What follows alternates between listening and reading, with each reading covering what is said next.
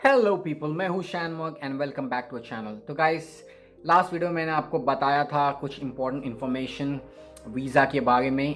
इस वीडियो में गाइस एक बहुत ही इंपॉर्टेंट इन्फॉर्मेशन मैं आपसे शेयर करना चाहता हूँ, क्योंकि मैंने नोटिस किया है इंस्टाग्राम पे, चैनल के वीडियो कमेंट्स में, यूट्यूब चैनल पर और व्हाट्सएप के माध्यम से बहुत सारे सब्सक्राइबर्स का क्वेश्चन होता है। वो कंफ्यूज होते हैं कि पीआर और सिटीजनशिप में क्या फ़र्क है। तो गाइस, इस वीडियो में आपको डिटेल में बताने वाला हूँ क्या डिफरेंस है पीआर में और सिटीजनशिप में।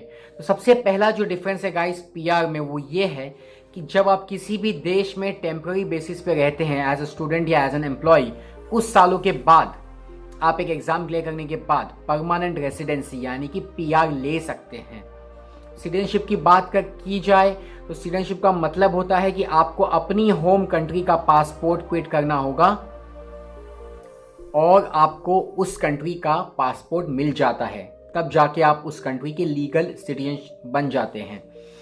जो डिफरेंस है बिटवीन पीआर और सिटीजनशिप में यह है गाइस, अगर आप सिटीजन हैं तो आपको पासपोर्ट मिलता है किसी भी कंट्री का, चाहे आप यूरोपियन पासपोर्ट ले सकते हैं, अमेरिकन या कोई भी कंट्री हो। तो इस एक बार जब आपको अगर सिटीजनशिप मिल जाती है, पासपोर्ट आपको मिल जाता है, तो बहुत सारी कंट्रीज जैसे कि कनाडा, वो डुअल सिटीजनशिप अलाउ करती है, यानी कि आप कनाडा का भी सिटीजनशिप रख सकते हैं और इंडिया का भी रख सकते हैं। बट इंडिया अलाउ नहीं करते। अगर आप इंडियन हैं और आपको किसी दूसरे कंट्री का पासपोर्ट लेना है तो आपको इंडिया का जो पासपोर्ट है उसे क्विट करना होगा।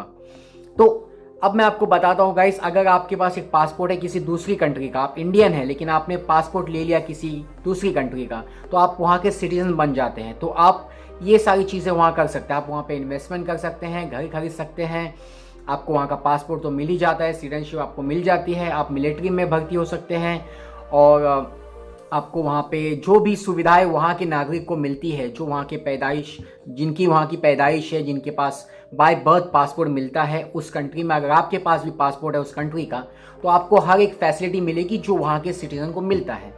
अब बात करते हैं गाइस पीआर की। तो पीआर मतलब होता है परमानेंट रेजिडेंसी। तो पीआर अगर आपके पास होता है किसी कंट्री का, तो आपको वो सारी फैसिलिटी, जो फैसिलिटीज होती हैं सिटीजन की, वो तो नहीं मिलेगी, लेकिन कुछ फैसिलिटीज मिलती है।